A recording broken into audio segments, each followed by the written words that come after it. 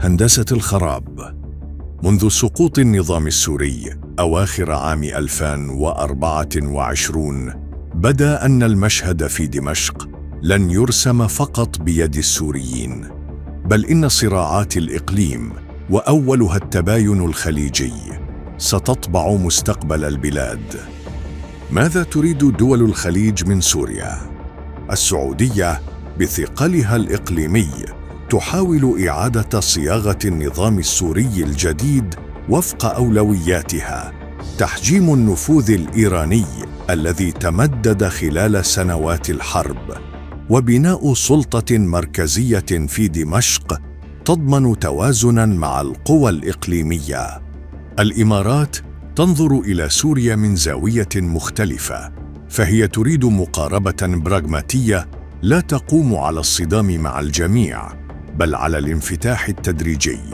وترى أبو ظبي في دمشق بوابة استثمارية ومسرحاً لإعادة الإعمار يمكن أن يعزز حضورها الاقتصادي والسياسي معاً.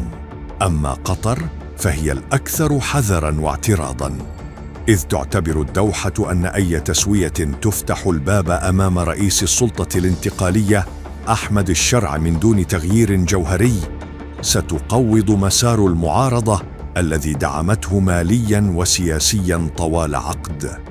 إعمار ونفوذ وصراع. التباين بين دول الخليج برز بوضوح في ملف إعادة الإعمار، فالرياض تسعى لاحتكاره عبر شراكات دولية، بينما تركز أبو ظبي على الموانئ وخطوط النقل، ما يصطدم بمصالح السعودية ويثير اعتراض قطر.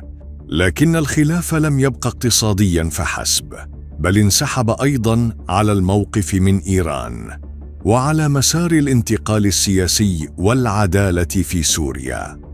انقسام يخدم إسرائيل.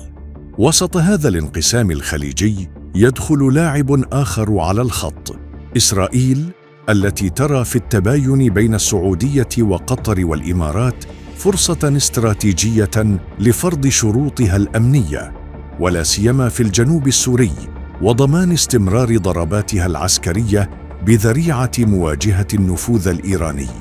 وتراهن إسرائيل على أن انشغال الخليجيين بخلافاتهم أو بإنجازاتهم سيجعلهم أقل قدرة على صياغة موقف موحد يحمي سوريا من التحول إلى ساحة مفتوحة للابتزاز الأمني والسياسي.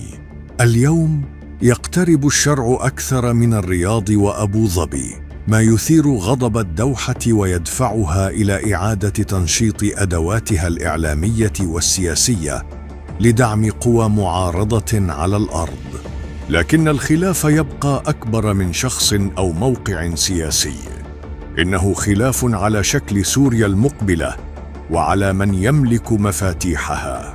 وهكذا تتحول سوريا بعد الحرب إلى مسرح جديد للصراع، صراع ليس فقط بين السوريين واللاعبين الكبار، بل بين دول الخليج نفسها، إذ يسعى كل طرف إلى الخروج من ركام الحرب بحصة في السياسة وفي الاقتصاد وحتى في الجغرافيا، حتى لو كانت تلك الحصة على دماء السوريين.